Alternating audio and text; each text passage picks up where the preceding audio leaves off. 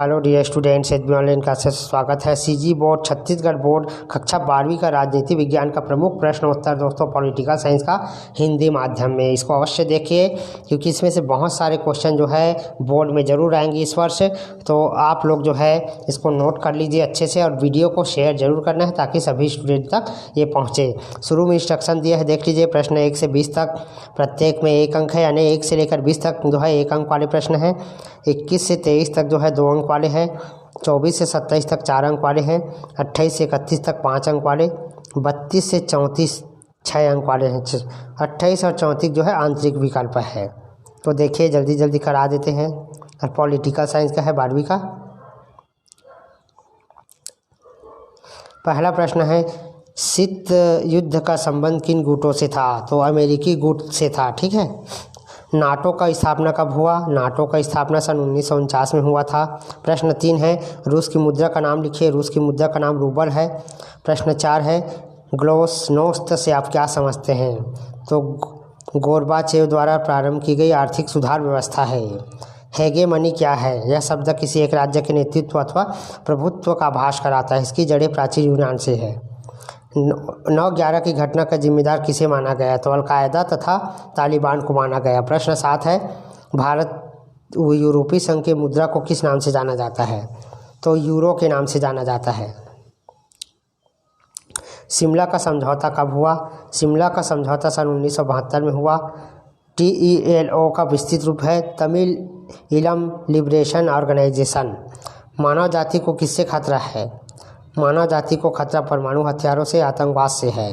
प्रश्न 11 है, सुरक्षा की पारंपरिक धारणा से क्या अभिप्राय है? सुरक्षा की पारंपरिक धारणा से अभिप्राय सैन्य हमले या युद्ध से सुरक्षा लिया जाता है। विदेशी निवेश का क्या अभिप्राय है? विदेशी निवेश का अर्थ बहुराष्ट्रीय कंपनियों द्वारा निवेश किया जाता है। भारत के प्रथम चुनाव आयुक्त कौन थे? तो प्रथम चुनाव आयुक्त जो है सुकुमार सेन थे। नियोजन क्या है? नियोजन को पूर्व दृष्टि से भविष्य को प्रगतिशील बनाने के कार्य किया जाना चाहिए। प्रश्न 15 है, बॉम्बे प्लान क्या है? तो उद्योगपति के द्वारा सन 1944 में आर्थिक निवेश के क्षेत्र में बड़ा कदम उठाया गया जिसे बॉम्बे प्लान कहा जाता है। प्रिवी पर्स किनसे संबंधित था? प्रिवी पर्स देसी रियासत के राजाओं से संबंधित था। प्रश्न 17 है, आपातकाल की घोषणा किस प्रधानमंत्री के समय हुआ? आपातकाल की घोषणा जो है श्रीमती इंदिरा गांधी जी के काल में हुआ था। प्रश्न 18 है, उस राष्ट्रपति का नाम बताइए जिन्होंने भारत में 1975 को आपातकालीन घोषणा की थी। फखरुद्दीन अली अहमद। प्रश्न 19, जिस सरकार में एक से अधिक दलों की भागीदारी होती है उसे क्या कहते हैं? जिस सरकार में एक से अधिक दलों की भागीदारी होती है उसे गठबंधन कहते हैं। बहुजन समाज पार्टी की स्थापना किसने की थी? तो काशीराम जी ने की थी। इसके बाद प्रश्न 22-23 है, प्रेस सेंसरशिप का अर्थ क्या है? तो प्रेस सेंसरशिप के अनुसार अखबारों को कोई भी खबर छापने के लिए दी जाती है। 24 है, शीत युद्ध की प्रकृति लिखिए। शीत युद्ध की प्रकृति नोट करते चले जाए। प्रश्न 25 है, सोवियत संघ के विघटन के कारण। तो सोवियत संघ के विघटन के कारण है कम्युनिस्ट पार्टी का अंकुश। दूसरा है, गोर्बाचेव द्वारा किए गए सुधार एवं जनता को प्राप्त अभिव्यक्ति की स्वतंत्रता। तीसरा है, राष्ट्रीय भावनाओं और संप्रभुता की इच्छा का। चौथा है, राजनीतिक आर्थिक संस्थाओं की अंदरूनी कमजोरियों का। प्रश्न 22 है, भूमंडलीकरण के लाभ बताइए।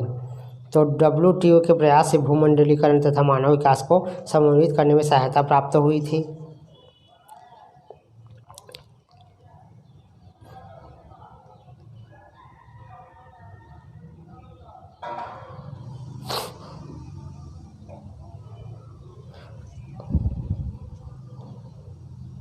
प्रश्न 26 है, मतदान के बदलते तरीके का वर्णन कीजिए।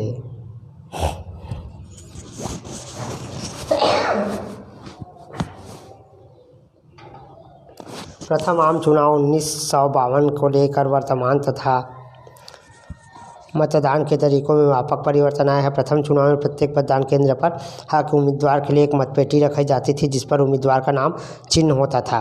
प्रत्येक मतदाता को कोरा मतपत्र दिया जाता था जिससे वह अपनी पसंद के उम्मीदवार की पेटी में डाल देता था। फिर 1990 के दशक में अंत में चुनाव आयोग ने इलेक्ट्रॉनिक वोटिंग मशीन का इस्तेमाल शुरू कर दिया। सर्वप्रथम ईवीएम का उपयोग केरल के एक विधानसभा में 1982 में किया गया था। 2004 में पूरे देश में ईवीएम का उपयोग किया जाने लगा। चुनाव की कुछ पार्टियों एवं व्यक्तियों द्वारा ईवीएम पर संदेह व्यक्त भी किया जाने लगा। प्रश्न 27, आंध्र प्रदेश में चले शराब विरोध आंदोलन ने देश का ध्यान कुछ गंभीर मुद्दों की तरफ खींचा। ये मुद्दे क्या थे? आंध्र प्रदेश में चली विरोध के आंदोलन महिलाओं का एक स्वस्फूर्त आंदोलन था। ये महिलाएं अपने आसपास शराब बिक्री पर प्रतिबंध की मांग कर रही थी। इस आंदोलन के कुछ प्रमुख मुद्दों की ध्यान आकर्षित किया जो निम्नलिखित है। नशा पान से ग्रामीण को दूर करना, ताड़ी व्यवसायी अपराधी और राजनीति के बीच गहरे रिश्ते बना रखे। प्रश्न 28, यूरोपीय संघ के अंगों को विस्तृत से समझाइए।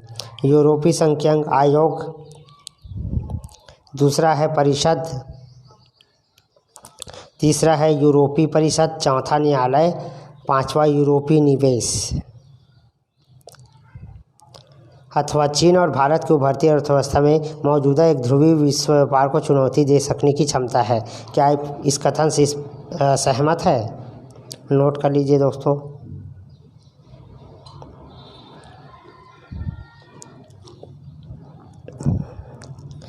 प्रश्न 29 है, मूल निवासी और उनके अधिकारों के लिए संघर्ष का वर्णन कीजिए। मूलवासी का सवाल पर्यावरण, संसाधन, राजनीति को एक साथ जोड़ देता है।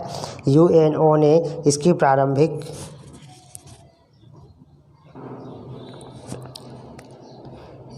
इन्हें ऐसे लोगों का वंशज बताया जो किसी मौजूदा देश में बहुत दिनों से रहते चले आ रहे थे।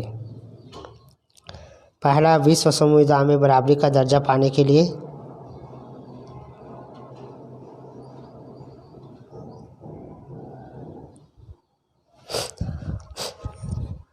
दूसरा है स्वतंत्रता पहचान की मांग। तीसरा है मूल निवास पर अपने अधिकार की मांग। चौथा है राजनीतिक स्वतंत्रता की मांग। अथवा वैश्विक पर्यावरण की सुरक्षा से जुड़े मुद्दे। 1990 के दशक से विभिन्न देशों के प्राथमिक सरोकार क्यों बनाए गए?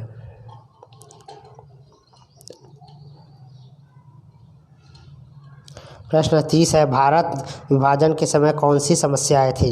वर्णन कीजिए। तो भारत विभाजन के समय विभिन्न समस्याएं थी जो निम्नलिखित है। भारत विभाजन के परिणाम स्वरूप शरणार्थियों की समस्या पैदा हो गई।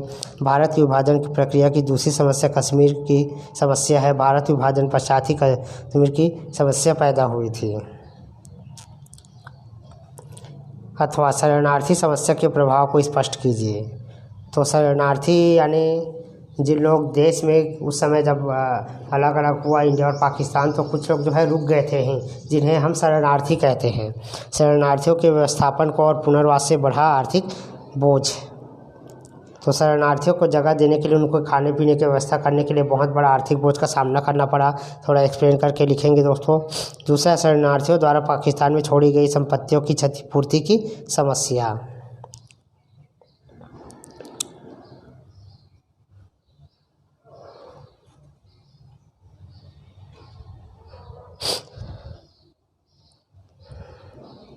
तीसरा है नेहरू लियाकत समझौता। चौथा है पुनर्वास की समस्या।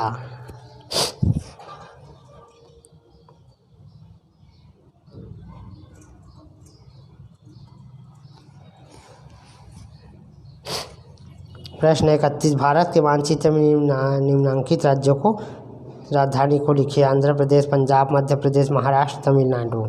अथवा भारत के मानचित्र में इन 5 राज्य ABCD द्वारा दर्शाइए। तो चंडीगढ़ है, मुंबई है, भोपाल है, हैदराबाद है।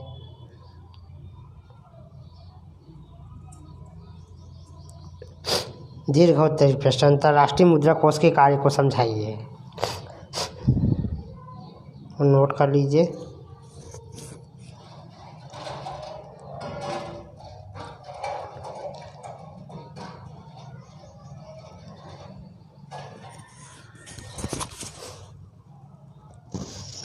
भारत के नागरिक के रूप में सुरक्षा परिषद में भारत की स्थायी सदस्यता के पक्ष का समर्थन आप कैसे करेंगी?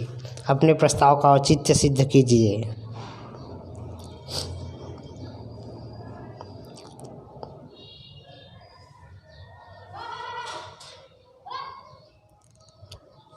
प्रश्न 33 है, भारत की परमाणु नीति की विशेषता लिखिए।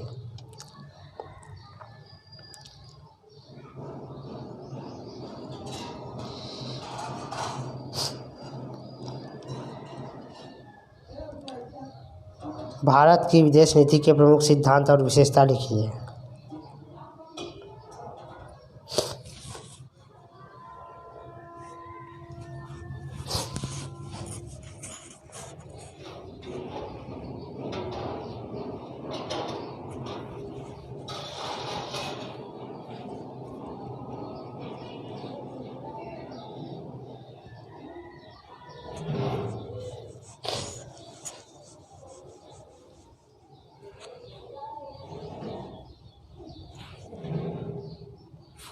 इसके बाद है प्रश्न 34, सिक्किम विलय की घटना का वर्णन कीजिए।